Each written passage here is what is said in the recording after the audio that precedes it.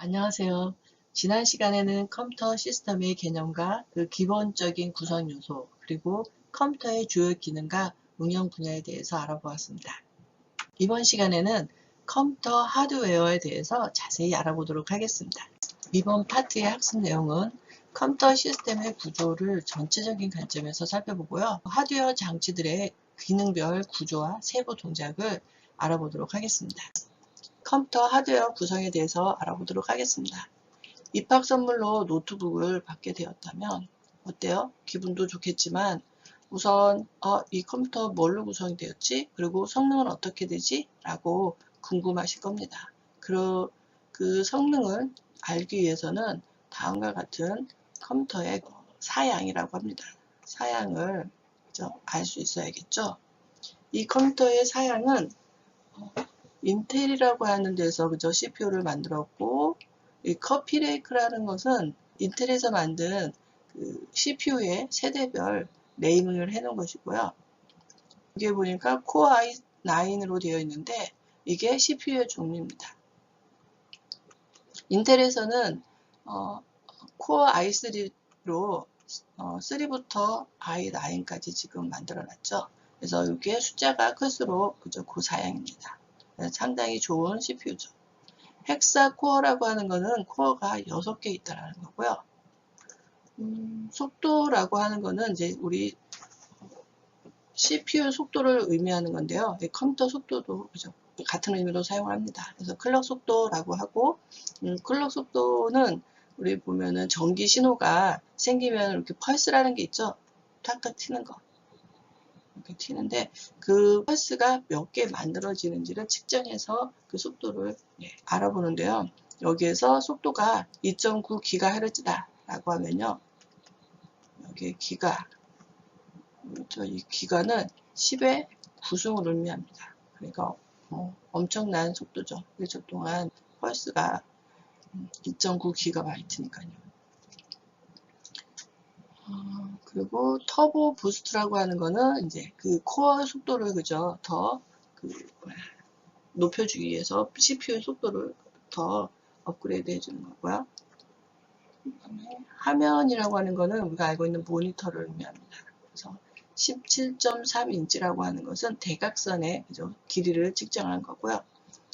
1920 곱하기 1080 풀 HD라고 되어 있는데 이거는 해상도입니다. 그래서 우리 모니터는 하나의 점으로 되어 있는데 이 하나를 우리는 픽셀이라고 하고요. 픽셀이 많을수록 그 이미지가 깨지지 않고 아주 정교하게 보여주는 거니까 숫자가 클수록 좋은 거죠. 그 다음에 16대 9라고 하는 것은 비율이에요. 그 모니터 비율이 16대 9로 와일드를 지원을 하는 거고, 광시야각을 제공을 하고, 주사율이라고 하는 것은요, 화면 재생 빈도라고 해서 1초 동안 144번 이미지를 이렇게 보여주는 거죠. 그래서 144Hz라고 하고, 이거는 이제 1초에 144 프레임을 영상을 보여주게 되는 거고요. 여기 램, 그 다음에 SSD, 하드라고 하는 것은 하드디스크를 의미하는 건데 다 저장 장치입니다. 그래서 이 램은 우리가 알고 있는 너 메모리 몇이야? 라고 할 때 그 메모리가 램을 의미하는 겁니다. 여기서 64기가 메모리를 가지고 있다는 건데 이 램에는 우리 프로그램을 실행시킬 때 명령을 하든가 그 실행시킬 때 필요한 데이터들이 여기 올라가는 거고요. SSD와 하드디스크, 하드는 하드디스크죠. 하드디스크에는 프로그램이나 아니면 데이터를 저장을 하는 겁니다. SSD는 하드디스크보다 속도가 빨라요.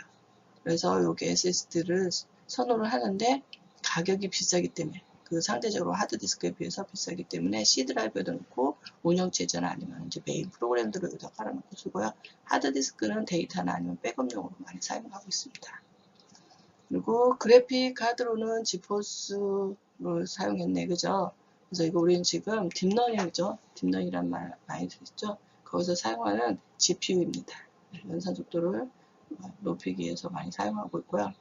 그 다음에 에이수스라고 한 에이수스 소닉 마스터는 왠지 소닉이 들어간 거 보니까 사운드 카드, 그죠? 사운드 카드에 해당되는 거고, 그다음에 무선 랜을 지원하고, 그 다음에 블루투스도 지원하고, 영상 출력은 HDMI를 사용하고 있고, 그 다음에 USB 단자는 2개의 그저 타입으로 4개를 가지고 있고, 그 다음에 독립형 키보드를, 그 다음에 숫자 키패드를 가지고 있고, 키보드 라이트를 지원을 하고, 배터리는 A셀이라고 되어 있는데요. 이것은 노트북에 그 소형 리튬 배터리가 8개 그저 내장되어 있다는 의미고요. 이 정도면 하루 정도 노트북을 계속 한 15시간 이상 써도 문제가 없을 겁니다. 그리고 71W에 두께가 5.1cm, 그리고 무게가 4.7이니까 좀 나가는 거죠. 요즘에 그램도 나오는데, 그 이유는 아마 그래픽 카드도 있고, 그리고 이렇게 코어가 이런 사양이 고사양이기 때문일 겁니다. 그리고 운영체제는 윈도우 10으로 64비트를 지원을 하고 있습니다. 이 정도 PC면은 지금도 아주 좋은 PC라고 할 수 있습니다. 현재, 그죠? 여러분도 집에 있는 노트북이나 아니면은 데스크탑에 그 사양들을 한번 알아보시길 바랍니다. 컴퓨터는 게이트 등으로 구성된 전자회로를 이용해서 자동적으로 무언가를 계산하거나 데이터를 처리하는 기계라 할 수 있습니다.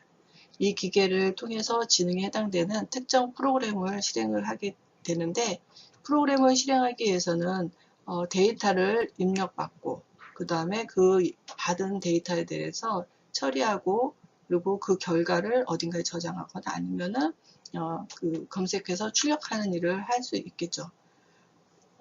따라서 이 컴퓨터는 그 하나의 일을 처리하기 위해서는 입력장치, 제어장치, 그리고 연산장치, 기억장치, 출력장치와 같은 5가지 주요 기능을 하는 장치들이 서로 밀접하게 연계해서 동작해서 종합적인 기능을 수행하게 됩니다. 여기에 보시면은 이 파란색이 마더보드에 해당되는 것 같아요. 해당되고 입력장치로부터 데이터가 저장이 되겠죠. 입력장치에 데이터를 입력을 하게 되면은 그 데이터, 프로그램이 실행되거나 아니면은 실행될 데이터들이 주기억장치로 이렇게 전달이 될 겁니다. 그러면 그 전달된 내용에 따라서 제어장치로 가고, 어떤 건 연산장치로 되고, 제어장치로 갔을 때는 어떻게 해요? 어떠한 것들을 더하라, 빼라, 좀 더 빨리 해라 라고 흐름을 이렇게 줄 수 있습니다. 그래서 여기 보니까 파란색으로 되어 있는 거, 이거를 우리는 제어버스라고 하고요. 실제 데이터가 이렇게 오가는 이거를 데이터 버스라고 합니다. 검정색으로 되어 있는 거를. 그래서 이와 같이 실제 입력장치로부터 데이터가 들어오면 주기억장치에 그저 데이터가 로드가 되고, 이 로드된 데이터를 제어장치를 통해서 제어버스 데이터, 여기 그저 데이터가 흐름으로 가는 이거에 의해서 데이터들이 처리되고, 그리고 나중에는 그 처리된 결과가 어디로 출력장치로 내보내진다거나 아니면은 나중에 쓰기 위해서 보조기억 장치에 그저 저장이 될 것입니다. CPU에 대해서 좀 더 구체적으로 알아보면요. Central Processing Unit 이렇게 하고 중앙 처리 장치라고도 합니다. 그래서 컴퓨터의 머리에 해당이 되고요. 핵심적인 2가지 기능을 수행을 하는데, 하나는 제어, 하나는 연산을 하죠. 첫 번째 제어 장치, 여기 보면 CU라고 하고 컨트롤 유닛에서는 프로그램을 구성하는 명령을 읽고 해석하여 모든 장치의 동작을 지시하고 감독, 통제하는 기능을 합니다. 그리고 2번째 기능이 산술, 논리, 연산 기능을 하는 것인데요. 이거를 ALU라고 하고 Arithmetic and Logical 유닛이라고 합니다. 연산장치에서는 기억된 프로그램이나 데이터를 꺼내서 연산을 수행하는 기능을 합니다. 그리고 CPU 종류에는 인텔사나 아니면 셀러론 혹은 AMD사에서 다양한 종류의 그 CPU들을 생산해서 판매하고 있습니다. CPU 종류에 대해서 좀 더 자세히 살펴보면, CPU를 만드는 대표적인 회사는요, 인텔사와 그리고 AMD사가 있습니다. 인텔사에서는 일반 시장용으로 코어 i 시리즈를 냈는데요. 코어 i3부터 9까지 지금 출시가 되었죠. 이 숫자가 클수록 그죠? 최근에 만들어진 거로 고성능이 될 겁니다. 그리고 보급 시장용으로는 펜티엄 시리즈, 셀레논 시리즈가 있고요. AMD사에는 메인스트림이 AMD S론 시리즈, 그리고 FX 64 등을 만들었고요. 보급용으로는 AMD 샘플 시리즈, X론 X2 시리즈, X론 2 시리즈 등이 있습니다. 근데 우리 삼성에서도 그죠? 반도체 회사로 세계적으로 되게 유명하지 않습니까? 그래서 뭔가 만들어 쓸 것 같은 느낌을 들지 않나요? 삼성에서도 CPU를 만들긴 했어요. 뭐 크게 그저 성공하진 않았지만 엑스노스라고 하는 시리즈를 발표하기도 했습니다. 이번에는 CPU 성능을 보는 법에 대해서 살펴보도록 하겠습니다. CPU 클럭 속도라고 하는 것은 일반적으로 우리 컴퓨터의 속도를 표시하는 거고요. 헤르츠라는 단위를 표시하고요. 그리고 속도가 높을수록 성능이 좋은 게 되는 거죠. 그리고 대역폭이라고 하는 것은 CPU, 중앙처리 장치가 한 번에 처리할 수 있는 비트 수를 의미합니다. 그래서 한 번에 많은 비트를 처리할수록 성능이 좋은 게 되는 거죠. 최근에는 64비트 CPU가 일반적으로 사용이 되고 있고요. 코어의 개수는 듀얼 코어는 2개고, 그죠? 트리플 코어는 3개일 거고, 쿼드 코어는 4개일 거고요. 헥사 코어는 6개, 옥타 코어는 8개. 코어 개수를 의미합니다. 코어의 수가 많을수록 성능이 좋아지겠죠. 컴퓨터 하드웨어 구성 중에 기억 장치에 대해서 알아보도록 하겠습니다. 이건 메모리라고 하고요. 입력 장치로부터 읽어드린 데이터나 프로그램, 그리고 중간 결과 및 처리된 결과들을 저장을 하게 되죠. 그래서 이것은 크게 주기억 장치와 보조기억 장치로 구분이 되고요. 주기억 장치에는 램, 우리가 알고 있는 메인 메모리가 있고요. 보조기억 장치에는 하드디스크나 아니면은 SSD, USB 메모리 등들이 있겠죠. 데이터의 저장 단위는 비트, 0과 1을, 그리고 바이트는 발비트를 의미합니다. 8비트, 킬로바이트, 메가바이트, 기가바이트, 테라바이트 단위로 이렇게 구성이 되어 있고요. 메모리, 그러니까 기억 장치에는 바이트 단위의 0부터 시작하는 주소를 부여하게 됩니다. 그래서 그 주소 값을 이용해서 해당 주소에다가 값을 기록하거나 아니면 읽을 수 있도록 하는 거죠. 그래서 보니까 0부터 바이트 단위로 그죠? 여기 주소를 쭉 부여를 한 것을 확인할 수 있습니다. 기억 장치에는 크게 주기억 장치와 보조기억 장치로 구분이 됩니다. 주기억 장치는 CPU가 처리할 프로그램이나 데이터를 저장하는 장치로 종류에는 램과 롬이 있죠. 여기 이 부분이 그죠? 램일 거고 요거에 롬일 것 같습니다. 그래서 램이라고 하는 것은 랜덤 액세스 메모리 약자이면서 전원이 공급되는 동안에만 데이터를 기억합니다. 그래서 전원이 꺼지면 어떻게 해요? 여기 메모리 램에 있는 데이터들은 다 삭제가 된다는 거죠. 지워지는 거고, 롬이라고 하는 건 리드 온리 메모리, 그죠? 유일하게 읽기만 하는 겁니다. 그래서 전원이 공급되지 않아도 저장된 데이터가 유지가 되죠. 그래서 이거를 보는데 보통 바이오스들이 여기 바이오스, 그죠? 것들이 롬에 저장이 될 겁니다. 그래서 바이오스라고 하는 것은 컴퓨터가 처음에 부팅이 되면서 돌아가는 자료들이 이렇게 저장이 되어 있을 겁니다. 보조기억 장치라고 하는 것은 전원이 공급되지 않아도 프로그램이나 데이터를 계속 그저 저장할 수 있도록 하는 장치를 우리는 보조기억 장치라고 하는데요. 종류에는 하드디스크 많이 보셨죠? 그리고 이거는 보기엔 봤을 것 같아요. 그죠? 여러분들도. CD라고 하죠. 아니면 DVD, 그리고 USB 메모리, 외장 하드, 그다음 뭐 SSD, 그죠? 하드디스크가 이런 것들이 있겠죠. 메모리 성능 보는 법을 살펴보도록 하겠습니다. 램이라고 하는 것은 이제 메인 메모리를 의미하는 거고요. 용량이 클수록 좋다라고 되어 있고요. 최근에는 기가바이트 단위의 램을 채용하고 있고요. 속도가 메가헤르츠 단위로 표시하며 높을수록 좋은 거죠. 그리고 SRAM이라고 하는 것은 CPU 스펙에 표시되는 RAM, L2, LC 등의 캐시 메모리를 말하는 겁니다. 이 캐시 메모리는 아까 CPU의 그 속도가 기가헤르츠였잖아요. 그죠? 근데 우리 지금 메모리의 속도는 뭐예요? 메가헤르츠죠.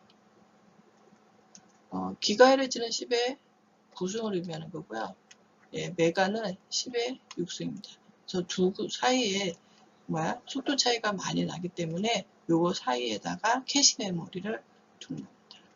그래서 속도를 향상시키는 그런 효과를 보고 있죠. 그리고 DDR-S 램이라고 하는 것은 최근 메모리로 많이 램 메모리로 많이 채워되고 있고요. 메인 메모리에는 예전에 DDR2에서 DDR, DDR2, DDR3, DDR4 숫자가 높을수록 대여포 그러니까 한 번에 처리할 수 있는 비트 수가 크기 때문에 속도가 빠르다고 합니다. 하드디스크는 보통 요즘에 수십 기가에서 테라 단위의 하드디스크를 채우고 있죠. SSD는 하드디스크에 비해서 데이터를 읽어오는 속도가 수십 배 빠르긴 한데요. 하드디스크보다 작은 용량을 사용하고 가격이 비싸다는 단점을 가지고 있습니다. 다음은 컴퓨터 하드웨어 구성 중에 입출력 장치에 대해서 알아보도록 하겠습니다. 입력 장치는 프로그램 또는 데이터를 외부로부터 입력받아 기억 장치로 저장하는 기능을 하는데 입력 장치의 종류에는요. 여기 보니까 터치 스크린이라든가 그죠? 키보드, 마우스, 조이스틱, 웹캠, 트랙볼, 카메라, 스캐너 다양한 종류의 입력 장치들이 있는 것을 확인할 수 있을 겁니다. 다음은 출력 장치인데요. 출력 장치는 처리 장치의 처리 결과를 출력하는 장치입니다. 대표적인 게 모니터가 있죠.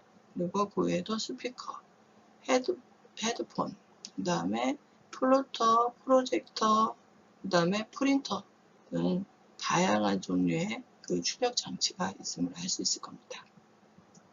다음은 퀴즈 문제입니다. 앞에서 배운 내용을 잘 상기해서 문제를 풀어보시길 바랍니다. 수고하셨습니다. 다음 시간에는 2장의 세 번째 파트의 컴퓨터 소프트웨어에 대해서 수업을 진행하도록 하겠습니다.